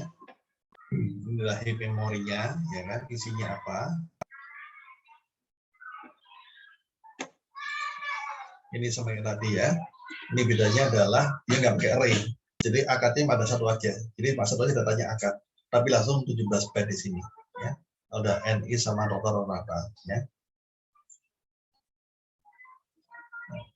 Berikutnya makro. Ya. Oke. Apa itu makro? Ya makro seperti function. Ya. Jadi seperti function, tapi letaknya di awal dari coding kita. Ya.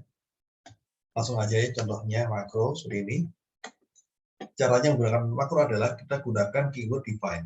Ya ini buat bikin makro. Jadi makro itu gampangannya adalah function yang di awal program itu makro. Ya. Cara deklarasi sama kayak function biasa. Kita buat nama function sum misalnya ya, nama makronya. Lalu di sini x sama y ada parameternya. Jadi bisa punya parameter juga. Isinya adalah x tambah y. Nah, cara manggilnya sama kayak nama function. Jadi sum dalam kurung x, y. Dia akan manggil function atau makro yang ada di sini. Ya. Jadi makro adalah function yang letaknya paling awal. Itu aja namanya. Istilahnya makro di sini.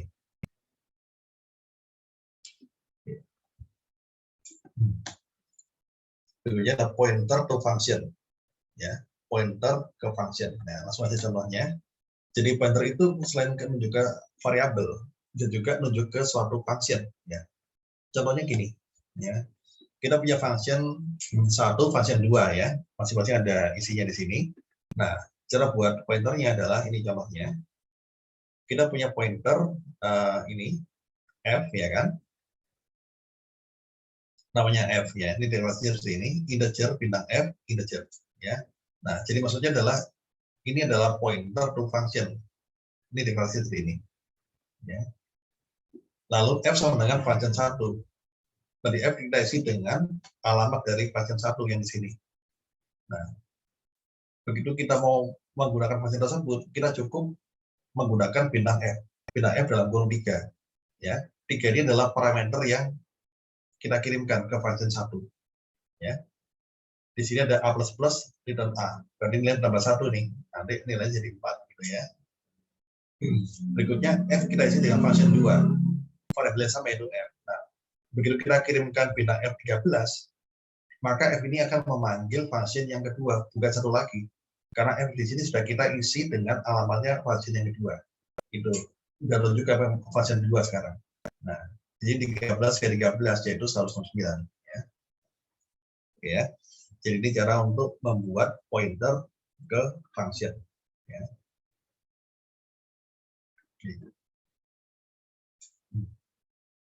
Jadi sebenarnya alternatif dari teknik pemrograman yang bisa kita gunakan ya. Jadi bisa kalian pakai, bisa enggak juga ya, tergantung kebutuhan. Nah, berikutnya adalah si preprocessor directive ya. Ini adalah buat tadi ya, kalau kita mau menggunakan include nama file apa yang kita sertakan ya, seperti ini. Include nama filenya apa gitu.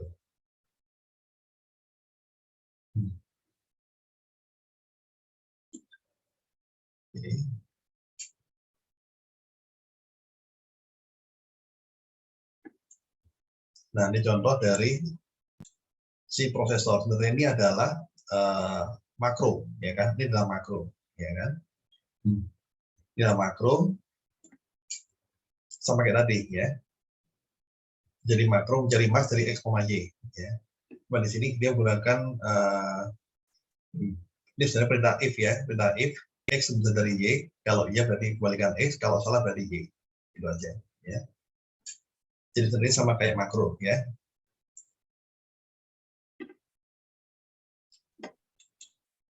Pak, izin bertanya. Oke, silakan. Untuk yang makro tadi, yang slide sebelumnya, Pak. Nah, yang ini, itu selalu satu baris gitu ya, Pak, penulisannya? Ini, makro, ya, satu baris. Biasanya satu baris. Jadi, fungsinya sederhana makro itu, ya. Jadi, makro fungsinya sederhana, ya. Tapi sebenarnya kalau kita buat lebih satu baris itu bisa juga sebenarnya, nggak masalah. Tambahkan aja yang seperti ini, kolom awal buka sama tutup itu juga bisa. Ya. Di sini kan contohnya kebetulan semuanya satu baris. Ya. Kalau mau lebih dari satu baris, ya tambahkan ini. Ya. Kolom buka sama tutup. Ya, oke, ada lagi mulanya.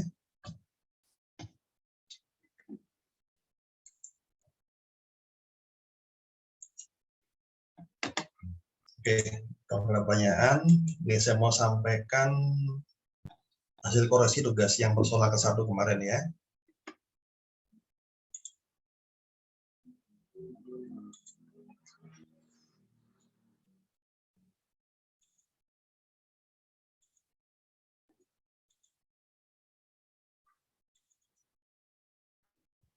Ya, jadi kemarin saya sudah koreksi semua tugas yang persoalan ke-1. Nah, hasilnya itu sangat baik ya. Jadi saya suka ya baca sendiri, tapi saya juga menemukan ada yang kurang bagus, ada juga yang menyontek beberapa orang. Jadi saya tampilkan rekapnya ya.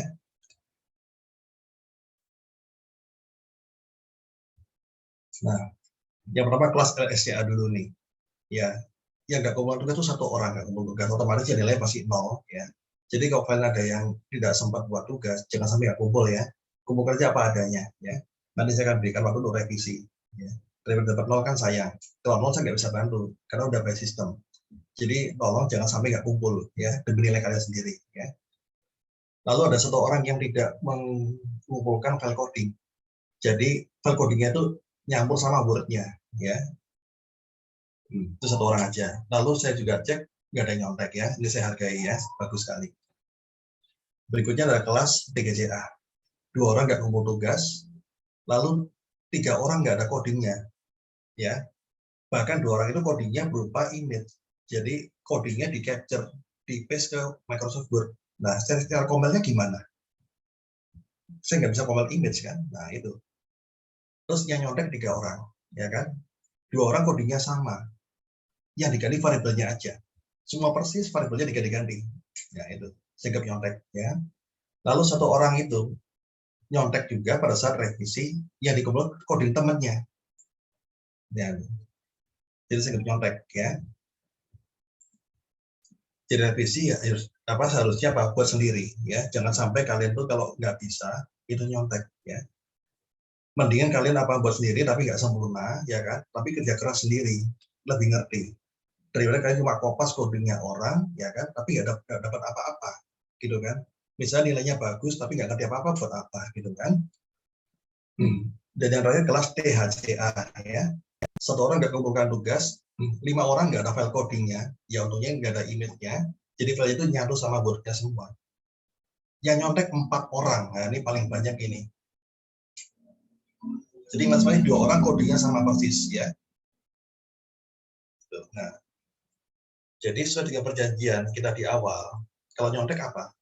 Nilainya 30 ya. Oke.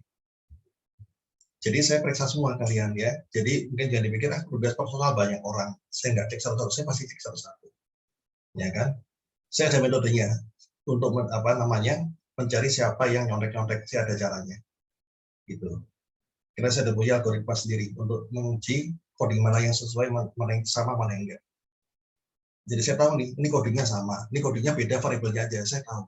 Ya, saya ada algoritmanya. Oke. Jadi harap kerjakan sendiri ya dengan jujur. Terus satu lagi saya mau sampaikan dari ketiga kelas ini ya, 80% sudah benar cara untuk mengumpulkan tugasnya ya, untuk formatnya sudah oke ya kan. Tapi ada juga 20% lainnya, sekitar 20% itu yang salah. Jadi nama filenya tolong digunakan seperti ini formatnya ya. Jadi ada name kalian, underscore nomornya gitu ya. Ada yang masih namanya itu nama custom, kayak namanya tugas 1, tugas 2, nah kan nggak sesuai dengan format gitu ya. Jadi kenapa saya dengan seperti ini? Untuk mempermudah saya untuk koreksi. Jadi saya koreksi, saya tahu linknya ini ya kan, saya nilainya gampang gitu kan. Jadi tolong untuk yang masih belum sesuai formatnya diperbaiki ya. Ini kan sudah ada ya, name underscore nomor ya. Jangan sampai formatnya custom ya. Jadi ikuti aja formatnya sudah saya tentukan ya. Gitu aja sih mau saya sampaikan. Ya, oke. Ada yang mau bertanya sampai sini?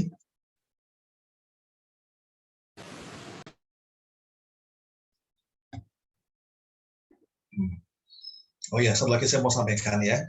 Karena saya itu orangnya nggak tegaan sama kalian. Biarpun dapat 30, saya tetap berikan kesempatan untuk perbaiki tugas. Ya kan? Gimana caranya? Nanti saya akan posting tugas khusus bagi yang kalian mau memperbaiki nilai ya. Bagi yang ketahuan menyontek, ya kan dapat 30, ya saya akan dicek di email kalian nilainya sampai ketahuan tadi ya. Di sini saya akan sebut nama ya. Tapi saya sebutkan berapa orang aja yang nyontek. Saya akan dicek di email kalian, yang dapat 30, itu berarti yang nyontek ya. Silakan kalian kerjakan tugas khusus, nanti akan saya posting ya. Nah, bagi kalian yang mau mengajukan misalnya keberatan, saya nggak nyontek Pak, misalnya kan, tolong tunjukkan buktinya ke saya, gitu kan.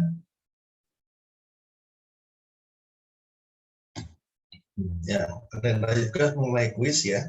Nah, kuis itu, karena kuis itu kan soalnya di random ya, saya nggak tahu, ya kan. Nah, kalau membahas kuis ya jelas saya nggak bisa, karena soalnya beda-beda tiap anak gitu ya. Tapi nanti deh coba saya sediakan waktu untuk sebelum ujian ya. Mungkin saya akan bahas beberapa soal yang saya anggap itu soalnya itu penting buat kalian ya, yang kira-kira itu berguna ya, tadi saya bahas.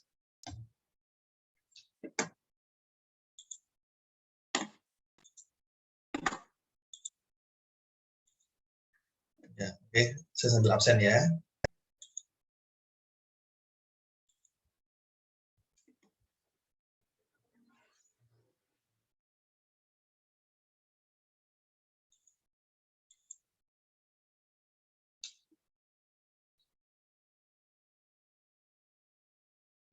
Ya, saya akan panggil yang belum typing aja ya.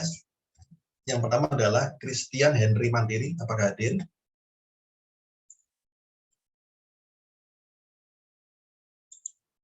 Ya, kalau yang mic-nya bermasalah atau lagi di kantor, diketik aja ya, nanti saya baca.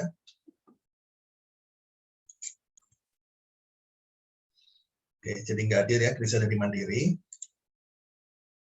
Lalu berikutnya, yang belum typing lagi, Bintang Ananda, apakah hadir? Bintang Ananda? Tidak ada ya.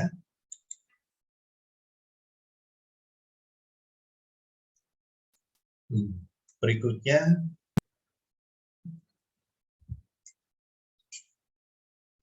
Raffi Safran Halim.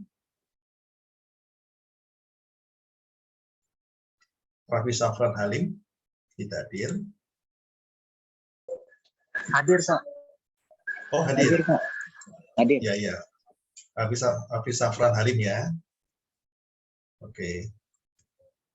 Terus berikutnya, Felix Chua.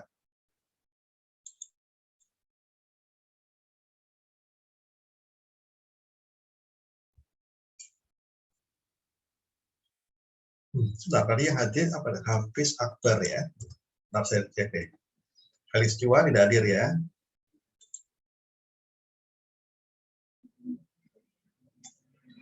Lalu Raihan Saki.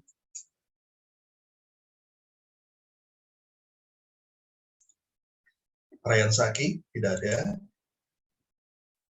Raihan Saki sudah 2 kali nggak hadir ya. Abiyu Xiaoqi Syuja. Abiyu Xiaoqi tidak hadir. 2 kali juga ya, sudah nggak hadir.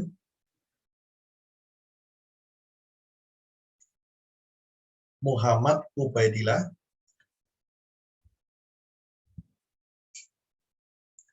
Muhammad Ubaidillah tidak hadir ya. Alexius Octavio.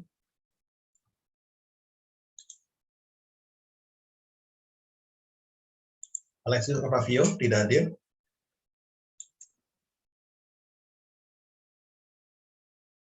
Hakim Abdul Aziz. Hakim Abdul Aziz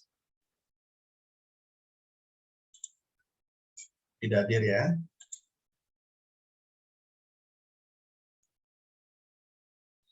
Sherlinda Sera.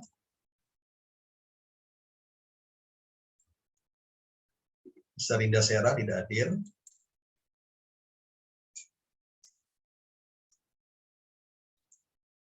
Wildan Faudia.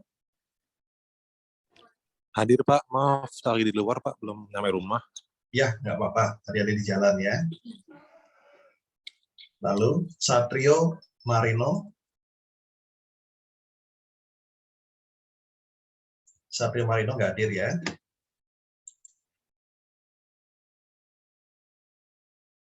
Lalu Raditya Menak.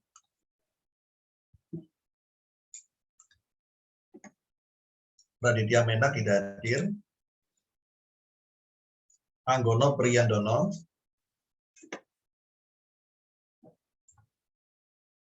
Anggono Priyandono nggak hadir ya. Oke, saya ulang lagi yang tidak hadir hari ini. Yang nggak hadir tadi, Christian Henry Mandiri, Bintang Ananda, Felix Chua, Raihan Saki, Abiyu Xiaoqi, Muhammad Ubaidillah, Alexius Octavio, Hakim Abdul Aziz, Sherlinda Sera, Satrio Marino, Raditya Menak, dan Anggono Priyandono.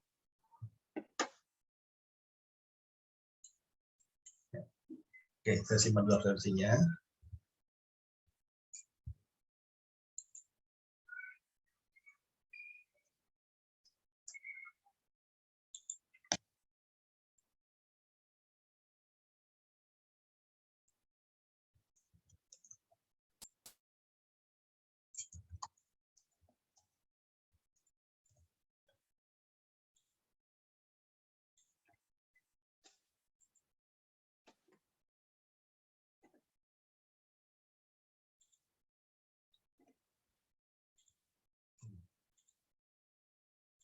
Oke.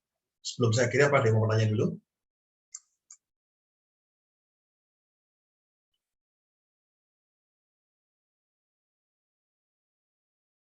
Ada yang tanya mengenai ujian ya. Oke, untuk ujian nanti ada 2 tipe soal ya. Jadi untuk soal PG dan soal esai ya. Belum saya kasih tahu. Bentar ya. Jadi nanti waktu ujian itu 100 menit ya, 100 menit. Ada 15 soal PG ya. Dan ada 2 soal esai. 2 soal esai nanti ada soal untuk membuat coding ya. Yang mana coding itu nggak pakai compiler, jadi murni text file. Jadi kalian harus hafal semua sintaksnya ya. Tapi kalau misalnya ada yang lupa-lupa sedikit nggak masalah. Yang penting saya lihat logikanya, kalau benar pasti saya benarkan ya. Gitu. Jadi nggak ada compiler apapun nanti. Ya, itu aja sih bisa saya sampaikan. Oke. Kalau nggak ada pertanyaan, boleh saya akhiri ya. Selamat malam semuanya. Malam, Pak. Malam, Pak. Malam, Malam, Pak. Pak. Terima kasih, Pak. Terima kasih, Pak. Kasih, Pak. Terima kasih, Pak. Terima kasih banyak. Terima kasih, Pak. Telat, guys.